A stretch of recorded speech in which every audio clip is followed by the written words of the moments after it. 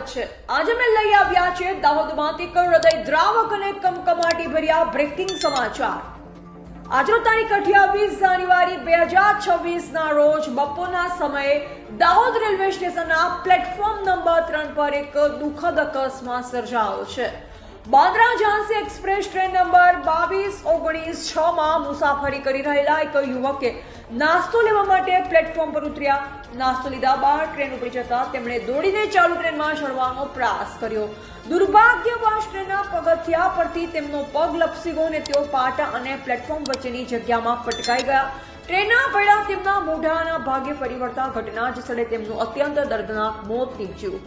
મૃતકની ઓળખ ઉત્તર પ્રદેશના જૂનપુર જિલ્લાના દુર્હપુર દેવકલી માર્કેટ કેરાકાટ અસ્વરા વિસ્તારના 47 વર્ષીય મહેન્દ્રકુમાર મુનીલાલ શર્મા તરીકે થઈ છે। આ ઘટનાએ સ્ટેશન પર હાજર અન્ય મુસાફરોમાં ભારે રડાટી અને શોકનો માહોલ ફેલાવ્યો છે।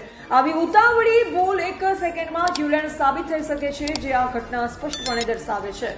ઘટનાની જાણ થતાં જ ગુજરાત રેલવે પોલીસ અને રેલવે પ્રોટેક્શન ફોર્સ ઘટના સ્થળે પહોંચી હતી। મૃતદેહનું પંચનામું કરી પોસ્ટમોર્ટમ માટે દાહોદની ઝાયડસ હોસ્પિટલમાં મોકલવામાં આવ્યું છે। અકસ્માત દાનવીએ ગુનો દાખલ કરી તપાસ હાથ ધરવામાં આવી છે અને મૃતકના પરિવારજનોને જાણ કરવાની પ્રક્રિયા ચાલુ છે। આ ઘટના રેલવે મુસાફરોની સુરક્ષા અંગે ફરી એકવાર ગંભીર પ્રશ્નો ઉભા કરે છે। રેલવે પ્રશાસન વારંવાર અપીલ કરે છે કે ચાલુ ટ્રેનમાં ચડવા કે ઉતરવાનો પ્રયાસ ક્યારેય ન કરવો। રેલવે સ્ટેશન પર સુરક્ષા માટે મહત્વની ટિપ્સ જાણો અને અપનાવો। ટ્રેન રોકાયા પછી જ ઉતરો અને ચડો। ટ્રેન સંપૂર્ણ રોકાયા વગર ક્યારેય પ્લેટફોર્મ પર ઉતરશો નહીં અથવા ચડશો નહીં। ઉતાવળ ન કરો। નાસ્તો કે અન્ય કામ માટે ઉતર્યા હોય તો ટ્રેન ઉપડે તે પહેલા પાછા ચડી જાઓ। ચાલુ ટ્રેનમાં દોડી ચડવાનો પ્રયાસ જીવલેણ છે। પ્લેટફોર્મની યલો લાઇનનું ધ્યાન રાખો। પ્લેટફોર્મ પર યલો લાઇનની અંદર જ ઉભા રહો અને ટ્રેન આવતી હોય તો પાછા હટો। બાળકો અને વૃદ્ધોનું ખાસ ધ્યાન રાખો। તેમણે હંમેશા પકડી રાખો અને ટ્રેનની નજીક ન આવવા દો। ઇમરજન્સીમાં હેલ્પલાઇન રેલવે હેલ્પલાઇન 139 અથવા આરપીએફ હેલ્પલાઇન 1512 પર તાત્કાલિક સંપર્ક કરો। આવી દુઃખદ ઘટનાઓને રોકવા માટે જાગૃતિ જરૂરી છે। તમારી અને તમારા પરિવારની સુરક્ષા માટે હંમેશા સાવચેત રહો।